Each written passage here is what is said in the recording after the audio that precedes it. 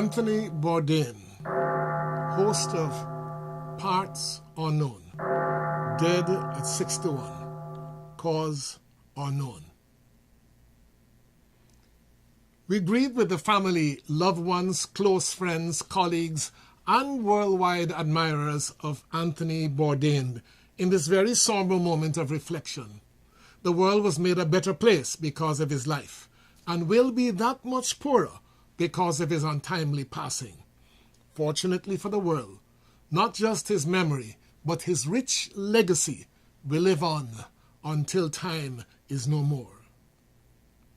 We single him out because he was known, but it would be hypocritical of us if we fail to acknowledge the grieving family and friends of other suicide victims who, unlike Anthony, are unknown.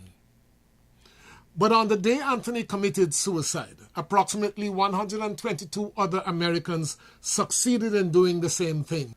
And on the day that Anthony committed suicide, approximately 2,999 of our brothers and sisters around the world committed suicide. And more than 60,000 persons tried to take their own life today. Suicide is among the leading causes of death in America. And this horrific, frightening trend is increasing. The World Health Organization and other dedicated organizations will provide you with all the research statistics that you may need. My focus today is not on the nightmare of suicide, but rather on you and, of course, on me. And on our responsibility to those to whom we are close. Today, it is Anthony and 3,000 others. Who will it be tomorrow? Could it be someone close to you? And God forbid, could it be you or me? You don't have to be male or female, rich or poor, black, white, Hispanic or Asian, gay or straight, religious or agnostic for suicidal thoughts to enter your mind.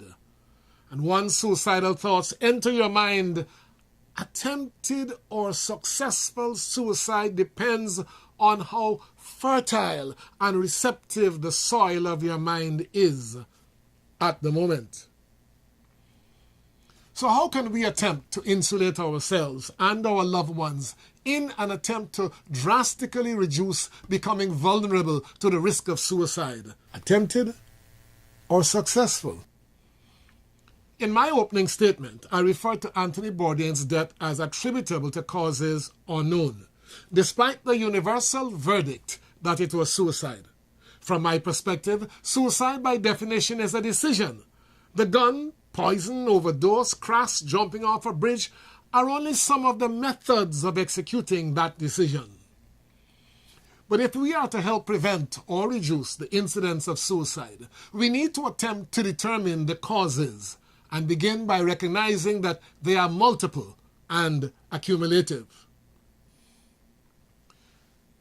So even if you are not a psychiatrist, trained counselor, or related therapist, here are some factors to consider. And we mentioned just 4 of them in this short video presentation. The first one is hopelessness, the feeling of hopelessness. It's a contributory cause of suicide. Have you ever heard the saying, where there is life, there is hope? Now let us add the logical corollary to that. Where there is hope, there's always a desire for life. Have you ever heard that self-preservation is the first law of nature? It's true. Only a person in an advanced state of mental illness would wake up in the morning to news of having received a well fought after and sought after promotion. He is surrounded by his loving family. He's greeted by the news of a clean bill of health from his doctor. He just cleared off his mortgage and then decides, today is a day that I want to die. Come on. Doesn't work like that. So, be on guard for even the slightest feeling of hopelessness in any area of your life, and regardless of the cause, and be your brother's keeper, and be on the lookout for any visible or audible or even subtle signs of hopelessness in those you care about. Not all cliches are true, but this one is. Where there is life, there is hope. Of course, identifying the problem of hopelessness must be followed through by an aggressive assault on the root causes of the hopelessness. Number 2, a very close relative of hopelessness is helplessness.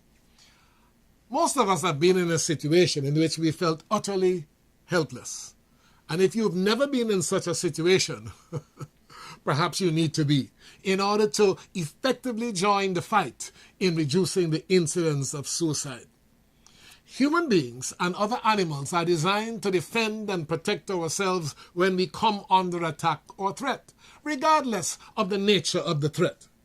The inability to defend and protect yourself when you want to defend and protect yourself or those who depend on you for protection creates the sensation of being in a straitjacket or suffocating or drowning or, God forbid, being waterboarded. Fright adequately expresses itself in fight or flight. The absence of both options is the description of helplessness. We must devise strategies that protect us and help us to protect others from being overwhelmed by feelings of hopelessness or helplessness. The assumption is that family is the answer. Clearly, the suicide statistics say otherwise. However, an optimally functional family of loving, caring, even nosy relatives or friends is a major inhibitor of hopelessness and helplessness.